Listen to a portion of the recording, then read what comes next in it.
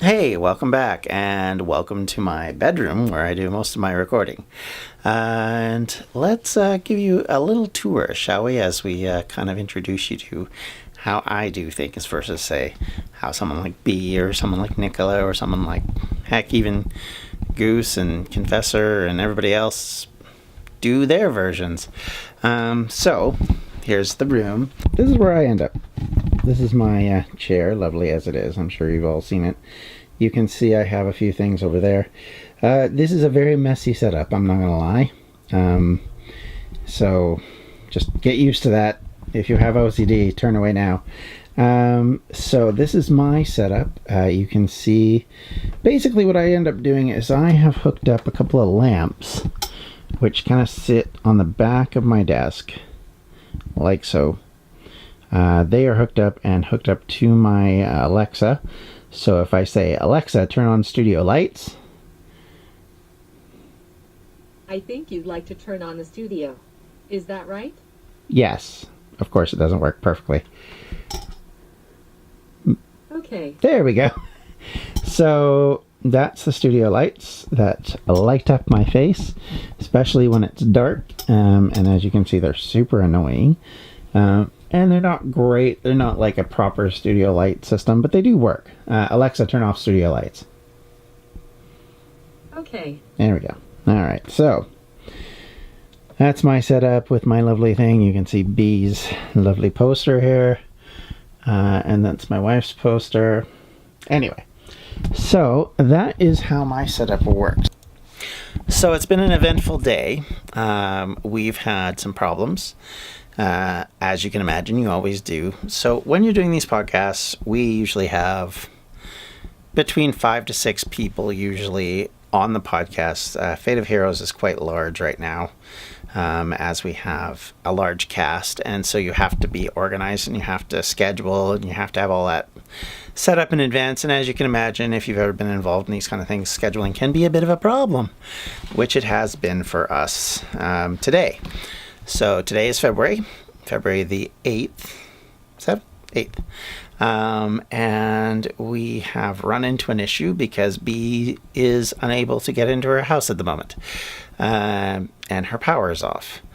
So she's talked about this on Twitter, so this will be of no surprise. And I don't know how this has turned out. By the time you see this video, this will all have been resolved, but here's where we are. So with that, she's contacted me via Discord and let me know, because I went to remind her about the recording tonight. So we're already down a person. Now, sometimes when you do podcasts, people don't like to miss people. They want them all there all the time, and they don't want to have them missing. I've set up Fate of Heroes after having problems with this in the past, both on podcasts I've been on and on this podcast. I've just decided that this year I'm not going to wait. If you can't make it, it's not mission critical. We can always record without you. We did one recording session without B because of issues she had. She basically super tired. And one without Tamara because her cable cut for reasons that we won't go into, but she got it all sorted out midway through the recording, was able to get back on. And those episodes are actually coming out right now as we speak in March. So with all of that in mind, it makes it tricky. But if you can kind of deal with it and just kind of move on, it works. So what we do is we just don't bother. But what that means is it's an opportunity to do certain things. So now I'm going to show you. So this is my setup. That's my 2 screens. They're both fairly large, so it's nice. Nice wide screen, stretch all the way across, as you can see, and all my various programs, as you can see. Right now I've been editing a video for work, which I'm not going to show you because there's no point, and I'm not going to show you my Discord because you don't want to see that. But so here's my situation. So right now, while I'm writing episodes, and these will come out later, I don't want to give you full information, but hopefully by the time this is released, this won't be too bad. But if I have to, I will blur stuff out. But this is kind of our setup for the recordings. I usually write a script out. So I have on Google Docs the title, obviously, Fate of Heroes Season 4. And then I write the episodes out and give them a title-ish, kind of what the recording session will be covering, and kind of when it's being recorded. because we switch dates every once in a while, we don't worry too much about that. And then I write out kind of a background information as well as bits and pieces of the episode, so I kind of know where we're going. It's not like a thorough one. Like this would not, I mean, this is 2 paragraphs, 3 paragraphs. It's not going to cover a full episode, but what it does is it gives me enough to work with so that when we get to the episode, it's not really a problem. And so that's kind of how I do it. And then I have them all set up for till the end of the season. That's actually my big thing, is I always want to have them all set up in advance, because I don't want to go into a circumstance. I mean, things change as time goes on. You change up stuff as you're doing them, but that's certainly something that you have to be mindful of and aware of. But at the same time, we always start with something. You can hear my wife in the background. No surprise there. And so we always start from a basic of here's where the season's supposed to go. And then we record the season. And as we record the season, we'll have different episodes. Like this episode didn't exist originally, but because of problems we had with recording schedules, I actually did a separate one with B. As you can see, there's nothing here. I did it all off the top of my head because I basically couldn't be bothered. And so I did a bunch of maps. So we'll show you that. So the tool that we use is called Roll20. You may have seen this a bit if you watched our live streams a few months back during the Christmas live stream. This is the tool that we generally use. It's really good for these kind of Dungeons and Dragons type of things. The reason is because it's very versatile. You can use it for almost anything. You can create almost anything you want with it, which is super nice. And it's really flexible. It is a donkey, though, to work with sometimes. So you go through that. So let's just show you that now, shall we? So this is the podcasts I have. You can see there's several of them. These are the ones I'm either involved in the case of Dungeons and Distractions, and in case of this one. But these are the ones I actually, and this one, but this one, and this one are ones that I actually did edit and control. That one, of course, being old. This one, our summer series, and then, of course, the original. So if I launch the game, so you can kind of see what's going on. Give me a second while it loads. There we go. So this is kind of the setup. You can see that the players are here. If they talk to each other, sometimes it happens here. Typically, they don't do it very much on Fate. You can see mostly it's just loads and loads of dice rolls. So these are the maps. This map here specifically is from the last episode I recorded, which was actually the B episode, which came in recording time after the 3 that are coming out at the beginning of March, but was recorded recorded after, but actually was placed before them to kind of give some definition around some things that had happened to B's character. So this is our episode with its maps and things, and of course there's B's character there, which is she just basically stole it from a video game, as you can imagine. So from a planning purpose, these maps are controlled up here. You go like this, and you can chuck them around like that, and you can see underneath them and all that fun stuff. So if you had a layer, so this is the top layer, say they go inside, there's your bottom layer, but you got to move all that, which is a bit of a pain in the arse, and I just never bothered. She never went into any of them, and the ones she did go into, I didn't really worry about. So that's kind of that map, and you build the maps in 2 different ways, one of which is you can nab them from online. A lot of times I do Google searches. I do things like overview of a house, or an overview of something like a layout, I think is the terminology I use, and I usually use D&D in the title because that just gives you a better chance of finding it. So if you're wanting to find something, you just go D&D blah, and there it is. And I would say it's 50-50 that you're going to find what you want. Sometimes you make do, like I've used, for example, a lot of our spaceship stuff, which again nobody else sees but our players and me. I'm using like Starfleet ship, like Star Trek ships, as the basic tool because I can't be bothered to make my own. Like Tamara goes to the bother of making these really complex things, and I just can't be bothered. So because nobody sees this on the podcast, I don't really worry about it. Maps are maps. I mean, even if I did this on a video basis, maps are still maps. they're there to give you definition to help the players understand where they're positioned, but they're not there to be sort of the end-all be-all.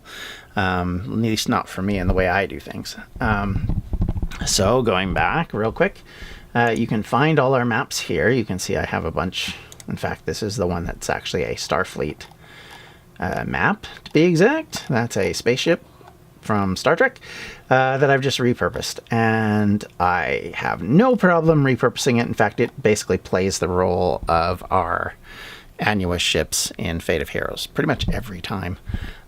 Just because I found it and I was like, this is super easy and this puts my layout really simple and I can use it over and over and over again. So I do. And some things I just do use over and over again because A, the players forget, and B, it's just easy. So there's that. In fact, I've used this, for example, a couple times. Mostly because we've actually gone back there a few times. So this is our ancient place. Again, characters are easy to move around. If you go into, so instead of looking at the map background, you're looking at the objects and tokens, so you can pick them up like that, move them around. The players can move their own tokens around like that on the board. So that, like, say you move 5 spaces, blah, blah, blah, and there you go. So these are the different characters, of course. You can find everybody. So this is my background of all the things I've uploaded image-wise for different reasons. So you just see tons and tons of images and maps and stuff. And unfortunately, I have to pay for it because I have too many of them thanks to Fate of Heroes. Thanks a lot, guys. And another reason why I've sort of got a little blasé.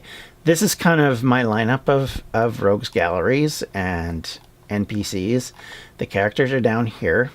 You can see I have a list called part-timers. That's where characters who aren't really being used go.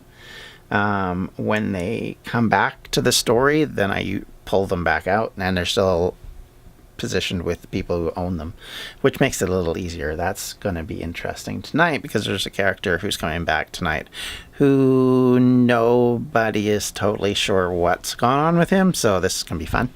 And I haven't explained it, which is always awesome. The characters hate that, or the players don't love that, but I love it because it leads things in fun directions. So, yeah, so that's kind of our mapping system and such, and this is kind of how we do the basics of the gaming. So, yeah, so that's kind of how it works. It's not super duper complex, but what it is it's very... you get to see my Deadpool and Harley Quinn poster. What it does do is it gives us the opportunity to use different maps. It's, like I said, very flexible. Makes it easy to create stuff because of the flexibility. And I mean, you can just do anything you want. If you wanted to use Photoshop and just create your own little maps and then post them up, it does that too, which is great. I really, really love it for that. It is a donkey when you want to do certain things like hide characters. It's not easy. And unhide and do all this stuff. So that kind of stuff is kind of annoying. But what it does allow is it allows the flexibility to do a bunch of different things. So that's that. Hey, it's been a little while since last I recorded an episode of this, or episode? Probably the wrong term. Recorded a portion of this. I actually had been recording last time, and about halfway through, as I was about to show off my streaming kit, I ended up with a problem in the fact that the battery started to die on the camera, and it started to get unfocused, as it does with the SLRs. When they start to lose battery power, their focus goes. And secondly, and also annoyingly, my family started to make a ton of noise. So between those two things, I kind of said, heck with it, we will not do this now. So let's introduce you to my kit. You're going to get my side face now. As I turn this on. So where are you? Okay, so when I stream, I use Streamlabs OBS. I've used OBS most of the time. I did switch for a while to what is it called? Anyway, I switched for a bit to another one because it was free with Extra Life when I was with them doing stuff, and for some reason now I can't remember the name of them. It was okay. It wasn't the best. It wasn't perfect, but it was all right. But then it started to have major issues, and I started to get really irritated with it, so I got rid of it. And went back to OBS, and then B started talking to me about Streamlabs OBS, and so I started using that. There are reasons to like that. So this is my setup for OBS, and we're going to pull the camera over a bit so you can see it properly.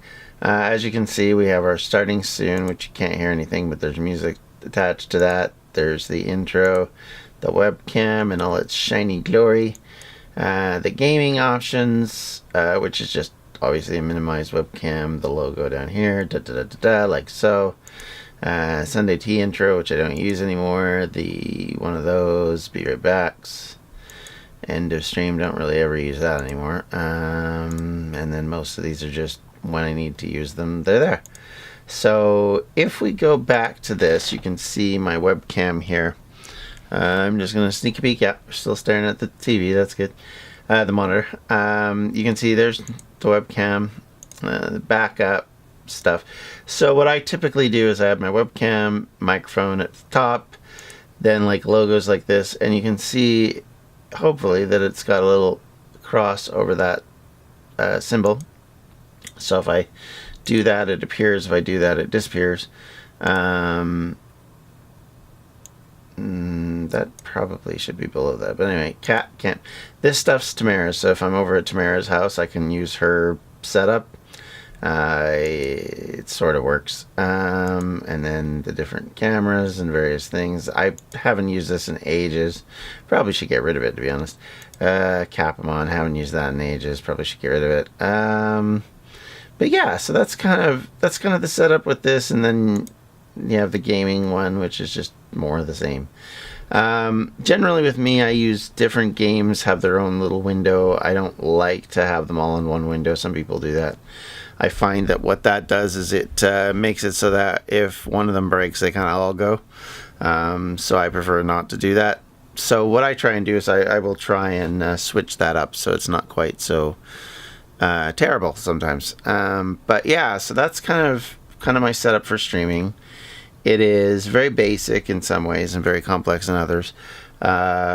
Today, actually, I'm getting an Elgato mini streamer thing.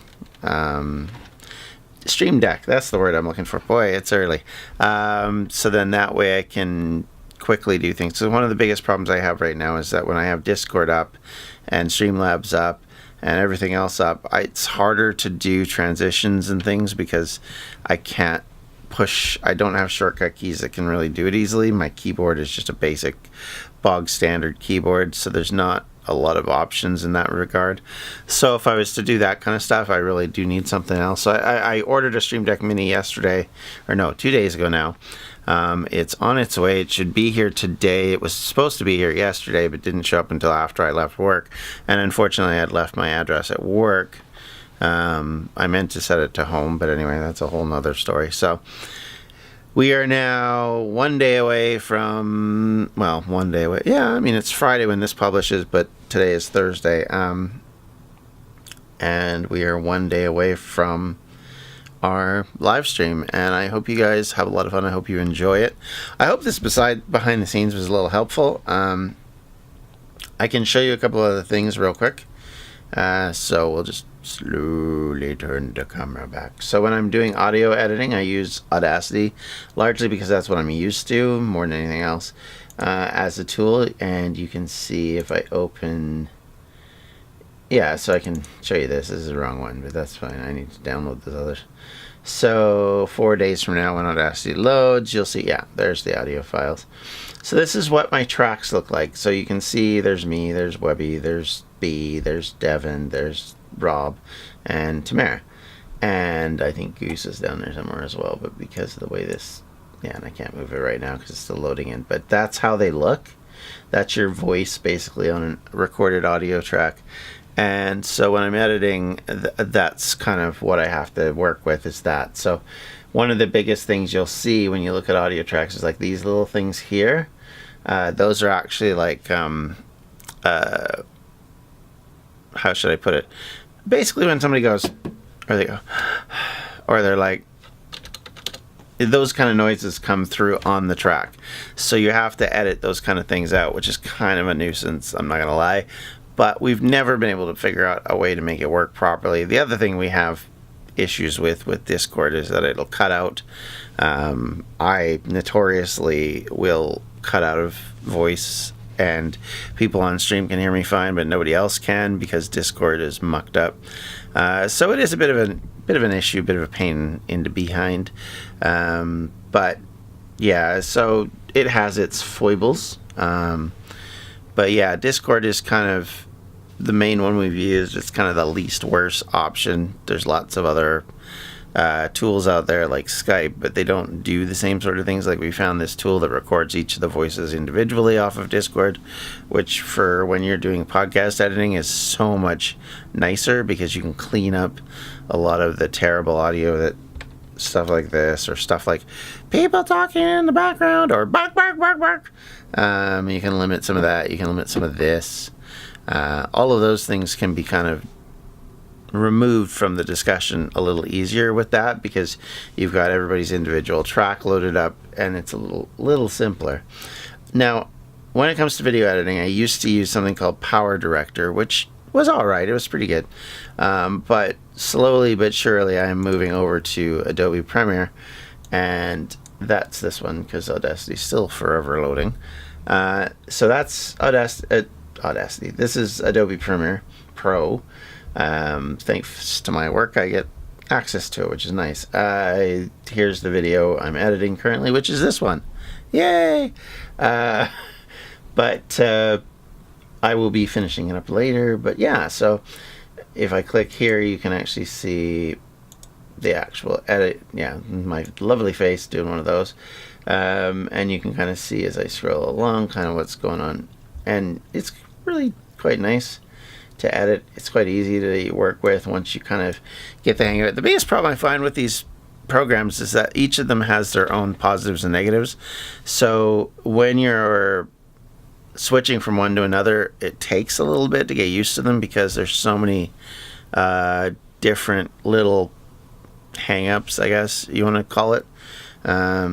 And each of them kind of do their own little weird thing. So for me, that's always been something of a difficulty, because switching from one to the other is always a bit awkward. So I've tried to stick with Power Director simply because I knew it better and I could work with it. I found Sony Vegas to be very clumsy, as I'm pretty sure everybody else who's used it would probably tend to agree, I think. But Premiere seems quite flexible and quite easy to use, and with my computer build as it is currently, it works flawlessly. I know others have problems with it, but I also think that may be part down to their computer. And it could be a bunch of different things. But from my perspective, I've never had a problem using it. It doesn't crash on me. But I have 32 gig of RAM. I have a fancy-ish new computer, which is less than I guess it's a year old now. And it has all these cooling and blah, blah, blah. And I use solid-state drives, which makes a huge difference, I find.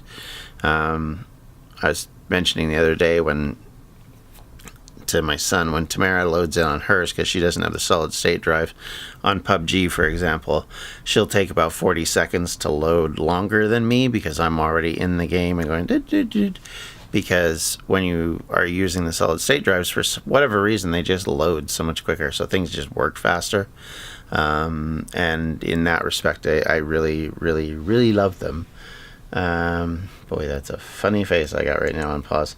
But yeah, so that's Audacity. That's kind of how it works. Like I said, these are like the little nubbins that you get rid of when you want to fix sound issues, and sometimes you'll see them as the problem is they're not completely obvious, because if somebody talks really quietly, you'll get that too, and it'll be really annoying. Like Webby has tendencies to talk really quiet at times and then get really loud, and so does Devin, and so both of those guys, because of that, end up with these little weird artifacts, small ones that you'd think are something else, but actually turn out to be important to the system, and you don't want to lose them. So I generally try to be careful, and I listen as I'm editing, so then that way it makes it a little easier to fix things. And I still miss stuff, everybody does.